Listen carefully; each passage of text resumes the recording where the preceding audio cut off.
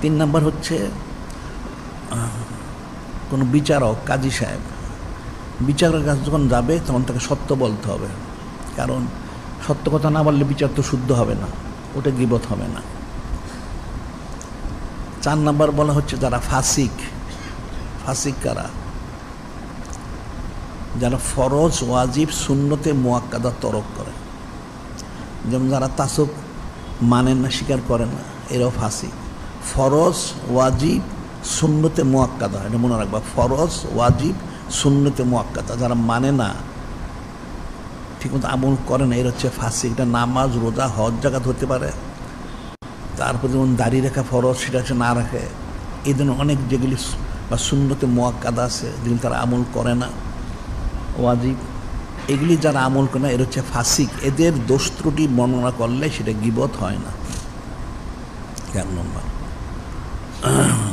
5ম বলা হচ্ছে কোনো লোক মশহুর, কোনো একটা লোক, পুরুষ হোক, মহিলা হোক, ছেলে হোক, মেয়ে হোক, জিন হোক, মশহুর। যেমন একটা লোক লুলা হিসেবে মশহুর, ল্যাংড়া হিসেবে মশহুর, অন্ধ হিসেবে মশহুর, তাকে সেই হিসেবে মানুষের কাছে পরিচয় দিল, এটাতে গীবত হবে না। 5 নম্বর। 6 নম্বর হচ্ছে কেউ যদি তার ছেলে বা মেয়ে, ছেলেকে বিয়ে করাইতে চায়, মেয়েকে বিয়ে দিতে চায়, তাহলে বিপরীত পক্ষের কাছে গিয়ে তাদের যারা আত্মীয় স্বজন, প্রতিবেশী, তাদের কাছে যদি ওই ছেলে মেয়ে সম্পর্কে জিজ্ঞাসা করে এই ছেলেটা কেমন, মেয়েটা কেমন, তাহলে তাদের দায়িত্ব হবে তাদের সম্পর্কে সঠিক কথাটা বলা। এই সঠিক কথা বলতে যে ওই ছেলে বা মেয়েদের যদি কোনো দোষ ত্রুটি সে বর্ণনা করে, এটা গীবত হবে না। কারণ এখানে হচ্ছে সে বিবাহ শাদী করবে বা দিবে, এটা একটা মানুষের জীবন নিয়ে এটা প্রশ্ন।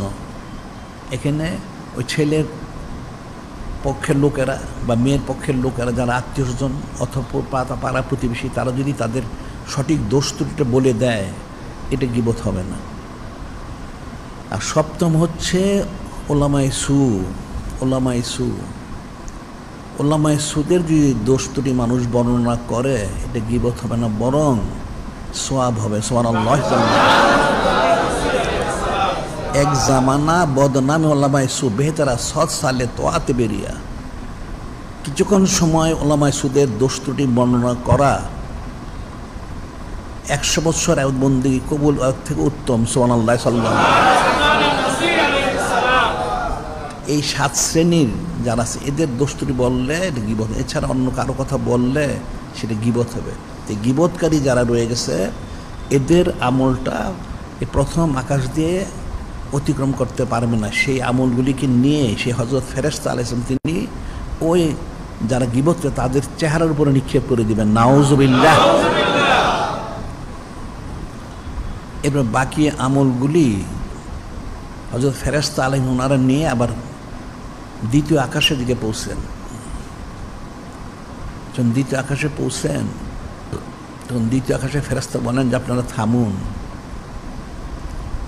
আমাকে পরীক্ষা করতে হবে। কী পরীক্ষা করবেন? যে আমি হচ্ছি অহংকারের ফেরেশতা। অহংকার, যারা অহংকারী তাদের আমল নামা এই দ্বিতীয় আকাশ দিয়ে অতিক্রম করতে পারবে না। যারা অহংকারী তাদের আমল নামাগুলি দ্বিতীয় আকাশ দিয়ে অতিক্রম করতে পারবে না। কারণ হাদিস শরীফে নূরে মুজাসসাম হাবিবুল্লাহ হুজুর পাক সাল্লাল্লাহু আলাইহি ওয়াসাল্লাম ইরশাদ করেন, হযরত আব্দুল বিন মাসউদিন রাদিয়াল্লাহু আনহু ক্বালা রাসূলুল্লাহ সাল্লাল্লাহু লা ইয়াদখুলুল জান্নাতা লা ইয়াদখুলুল জান্নাহ মান কানা ফি কলবি মিসকালু যারাতিন মিন কিবর। লা ইয়াদখুলুল জান্নাতা মান কানা ফি কলবি মিসকালু যারাতিন মিন কিবর।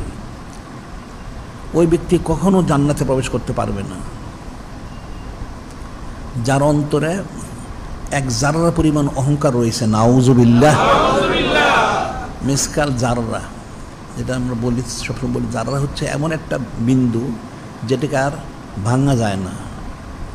এক জাররা পরিমাণ অহংকার যাদের অন্তরে থাকবে, তারা বেহেশতে প্রবেশ করতে পারবে না। তাদের আমলটা দ্বিতীয় আকাশ দিয়ে কখনোই অতিক্রম করতে পারবে না। নাউযুবিল্লাহ। আরেক হাদিসে বলা হচ্ছে আল কিবরু বাতারুল হক গামতুন নাস। আল কিবরু বাতারুল হক গামতুন নাস, অর্থ হচ্ছে অহংকারটা হচ্ছে সত্যকে অস্বীকার করা। তার নিজের অহংকারের জন্য সে সত্যটাকে অস্বীকার করে, নাউজুবিল্লাহ। অজ্ঞামতুন নাস, মানুষকে সে তুচ্ছ তাচ্ছিল্য হেয় করে, নাউজুবিল্লাহ। এই অহংকারের কোনো আমল দ্বিতীয় আকাশ দিয়ে কখনোই অতিক্রম করতে পারবে না, নাউজুবিল্লাহ। এরপর সে আমলগুলি আবার ওই হযরত ফেরেশতা ওনারা নিয়ে কি করেন, ওই আমলকারীদের চেহারার মধ্যে নিক্ষেপ করে দেন, নাউজুবিল্লাহ। এবং এদের প্রত্যেকের প্রতি লানত বর্ষণ করা হয়, নাউজুবিল্লাহ। এর বাকি আমলগুলি আবার দ্বিতীয় আকাশ থেকে তৃতীয় আকাশে গিয়ে পৌঁছে